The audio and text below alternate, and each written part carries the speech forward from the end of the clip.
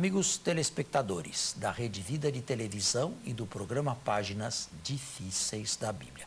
Aos poucos, com muito vagar, mas acredito que com alguma profundidade, nós estamos no final do texto de São Mateus.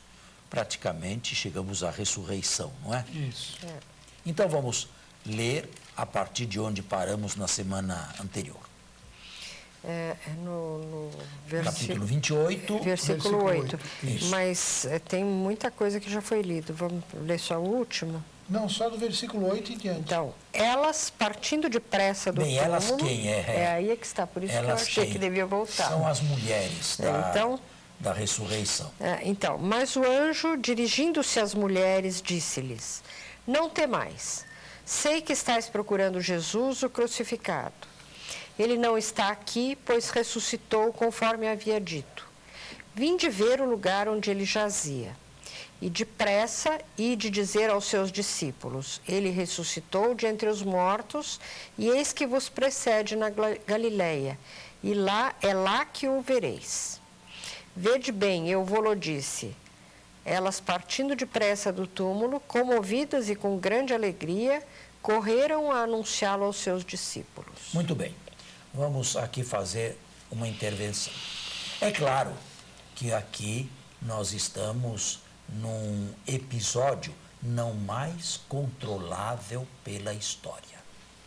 E disto já falei na semana passada.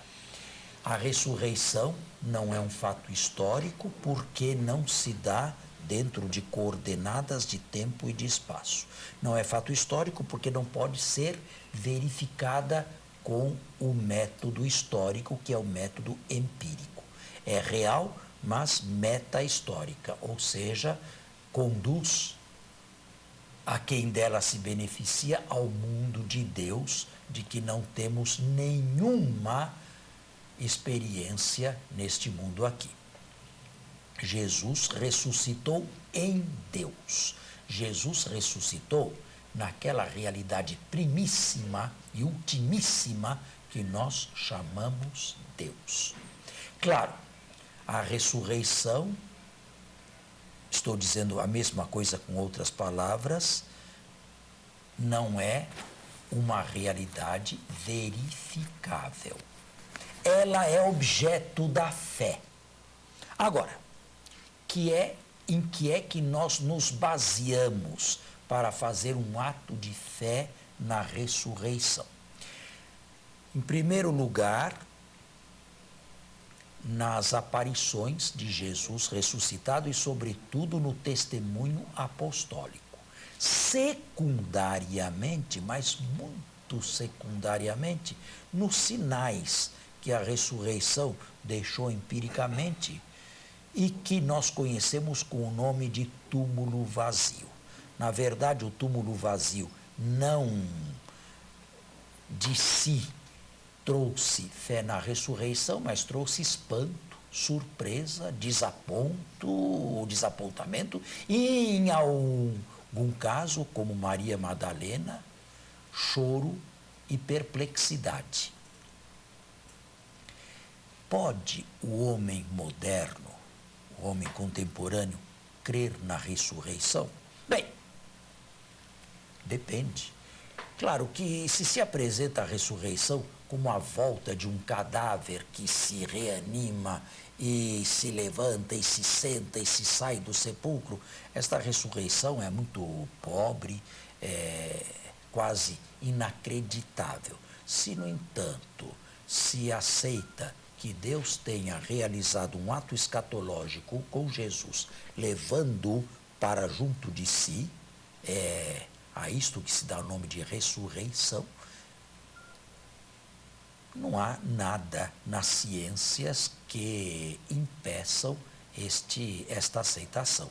Aliás, sabem que não existe no âmbito das ciências atualmente contrastes violentos entre a fé e as próprias ciências? Atualmente não. Atualmente não se dão esses conflitos. Bem, houve casos esporádicos, Galileu, né? Houve casos, sim, em que fé e razão praticamente se chocavam.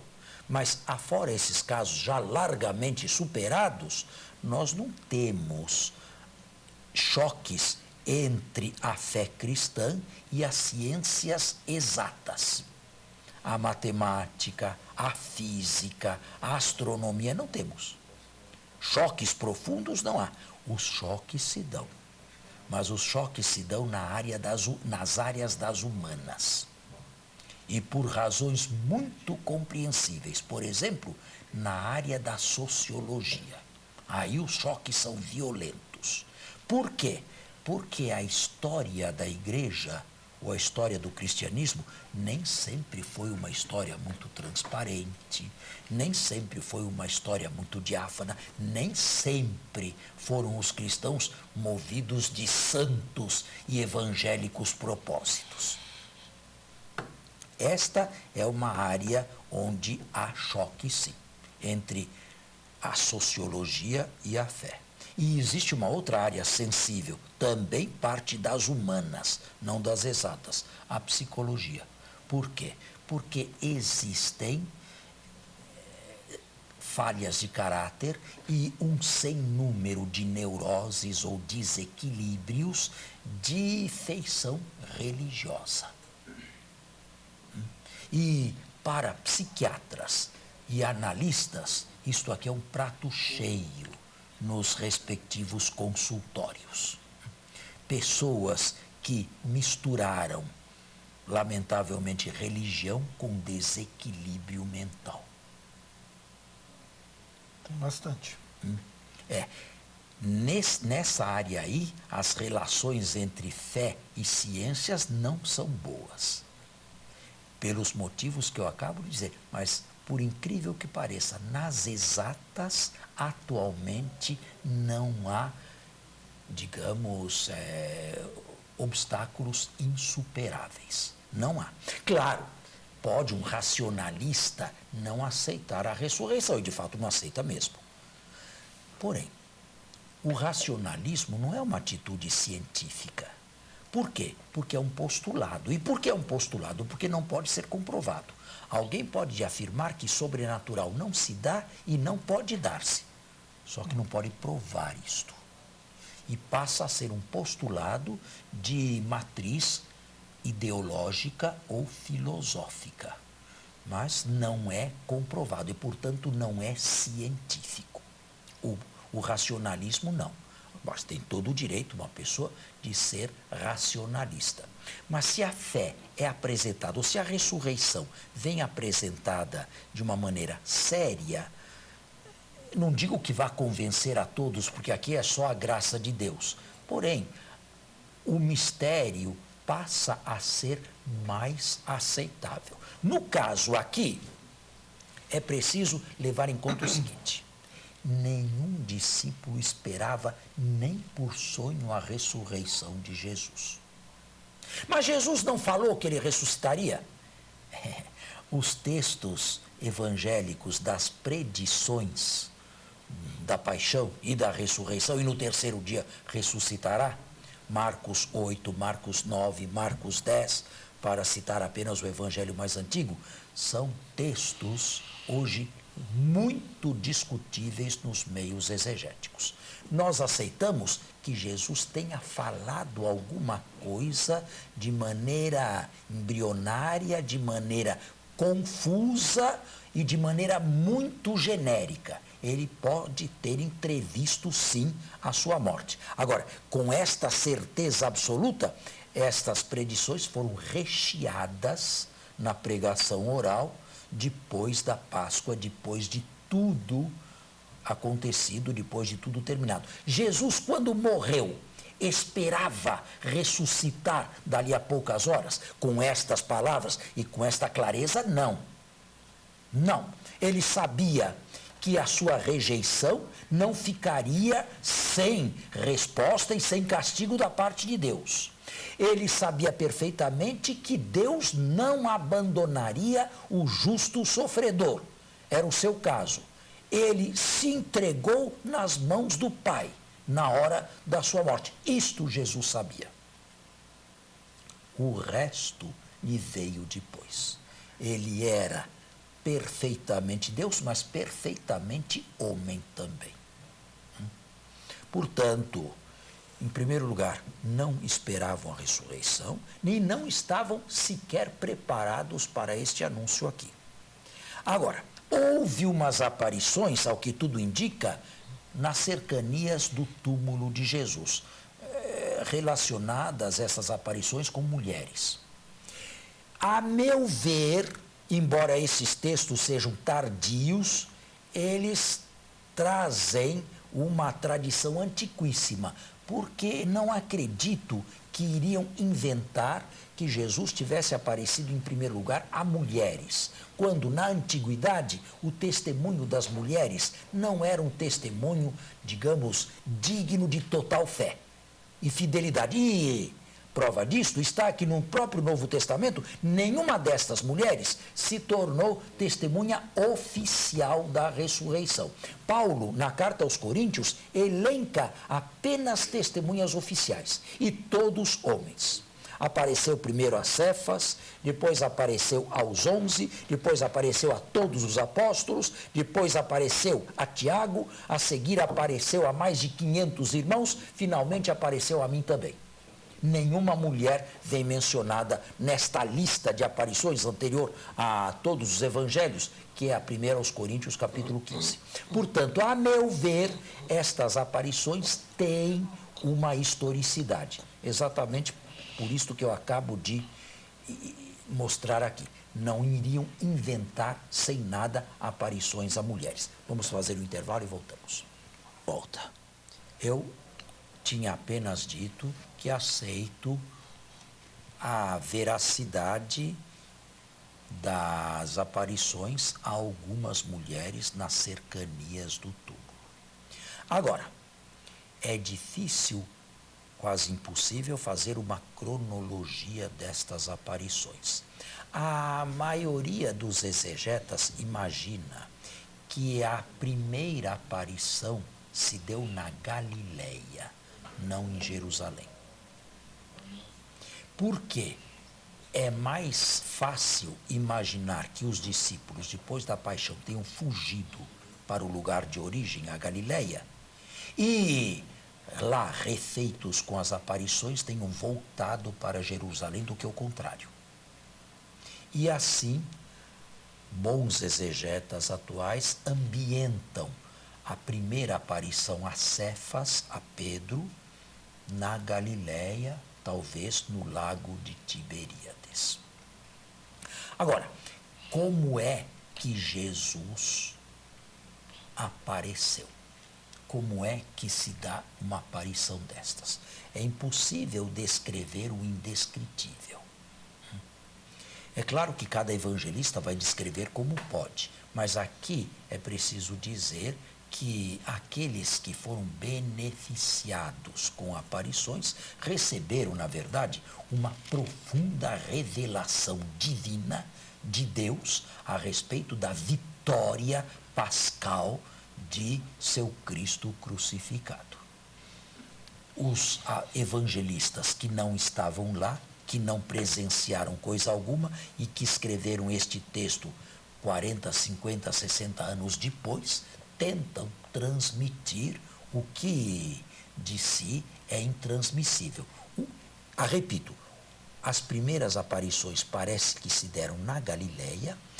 Refeitos com estas aparições, os discípulos voltaram para Jerusalém e a última aparição parece ter se dado em Jerusalém. Agora, cada evangelista trabalhou isto aqui como quis, de acordo com a sua teologia. E assim, por exemplo, Marcos não narra nenhuma aparição, pelo menos o Marcos protocanônico, que vai até o capítulo 16, versículo 8º. A partir do versículo 9º, que é um resumo de aparições que encontramos em outros evangelhos, é um texto deuterocanônico, é um texto que foi acrescentado mais tarde. Lucas ambienta todas as aparições só em Jerusalém e nas cercanias de Jerusalém, por causa da sua teologia de Jesus sempre atraído por Jerusalém.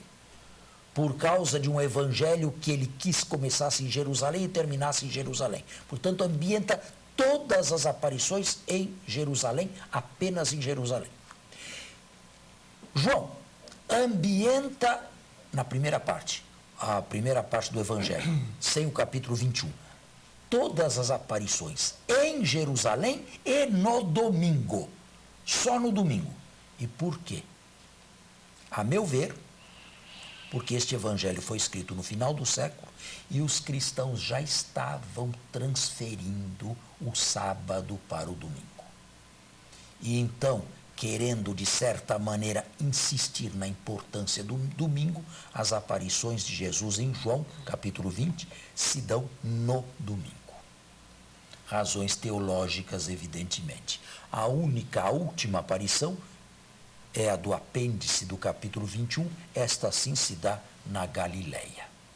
Assim, cada evangelista trabalhou a seu modo. E este evangelista aqui, que nós estamos acabando de estudar, coloca aparições às mulheres nas cercanias do túmulo e depois a grande aparição num monte alto da Galileia.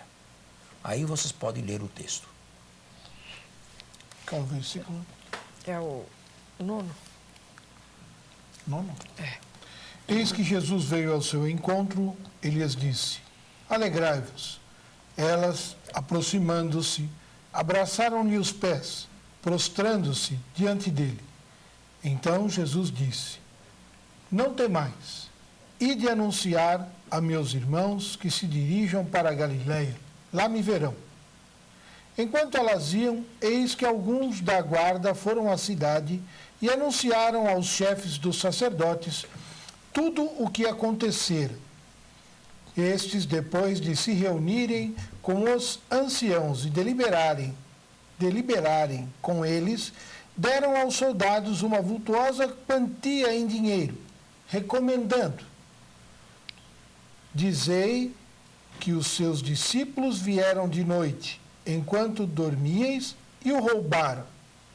Se isso chegar aos ouvidos do governador, nós o convenceremos e vos deixaremos sem complicação. Eles pegaram o dinheiro e agiram de acordo com as instruções recebidas. E espalhou-se essa história entre o judeu até o dia de hoje. E aí está também uma história que só Mateus conta. A história da guarda do sepulcro, com esta finalidade de explicar um boato que surgiu no primeiro século. Este boato é histórico, o boato. Para ambientar o boato, Mateus construiu imaginativamente uma guarda no sepulcro até o terceiro dia, depois um terremoto, assustados correm pela cidade, os guardas, anunciando o que viram, os sinedritas ou alto clero os chamam imediatamente e lhes oferece dinheiro, isto é, os corrompem. Mas é difícil de aceitar isso aí, porque se bem a gente lembra da legislação naquela época, o soldado que era pego corrompido era morto, tinha uma série de coisas. Você acha que eles iam se prestar a esse tipo de... Pois é, este conto aqui foi um conto imaginativo. Um conto criado. Não acredito que tenha sido Mateus que o tenha criado, não. Eu acredito que tenha sido criado popularmente e muito vivamente numa tradição pré-mateana, para ambientar o boato, para justificar o boato. Isto é, para tentar entender o que a oposição cristã estava dizendo com relação à ressurreição de Jesus. Eles roubaram o corpo. Roubaram e puderam roubar porque os guardas estavam dormindo. Todo este conto aqui em função do boato. Este boato foi histórico. Este boato devia circular nos meios opositores judeus não cristãos à época em que esse evangelho era escrito, por volta dos anos 85. espalhou-se o boato até os dias de hoje. E nós temos fontes extrabíblicas que nos falam dessas primeiras reações judaicas a uma afirmação cristã de ressurreição de Jesus. Dá para entender? Sim. Agora vem a última aparição, quer dizer, a única aparição de Mateus em... 16. De Jesus em Mateus. Os 11 discípulos caminharam para a Galiléia, É 11 por quê? Judas não estava mais, não é? a montanha que Jesus lhes determinara. Ao vê-lo, prostraram-se diante dele. Alguns, porém, duvidaram. Cada evangelista trabalhou a seu modo a dúvida apostólica. Esse aqui trabalha assim. Ao vê-lo, alguns duvidaram. Jesus, aproximando-se deles, falou: Todo poder foi-me dado no céu e sobre a terra. Ide, portanto, e fazei que todas as nações se tornem discípulos, batizando-as em nome do Pai, do Filho e do Espírito Santo. E esta é uma fórmula já trinitária que aparece num texto do final do primeiro século, né? E ensinando-as a observar tudo quanto vos ordenei. E aquele que no início, durante a vida pública, diz Jesus, não fui enviado a não ser as ovelhas perdidas da casa de Israel, agora dá, depois da ressurreição, uma ordem universal. Ide a todas as nações. Era o que a comunidade fazia à época em que este evangelho foi escrito.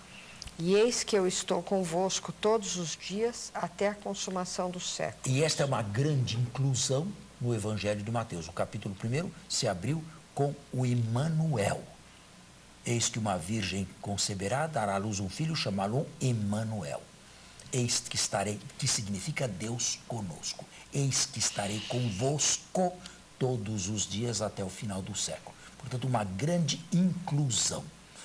O início se reaparece no final. Início e final se aproximam. Claro que isto aqui é um texto trabalhado também. Houve aparições. Paulo elenca aparições. Podem os racionalistas não aceitar. Nós aceitamos plenamente as aparições de Jesus ressuscitado e o testemunho apostólico. Mas sobre isto eu gostaria de falar muito mais detidamente, mas com maior espaço no próximo programa, a semana que vem. Muito obrigado. Bom final de semana a todos e até a próxima sexta-feira, se Deus quiser. Bom domingo, até a próxima sexta.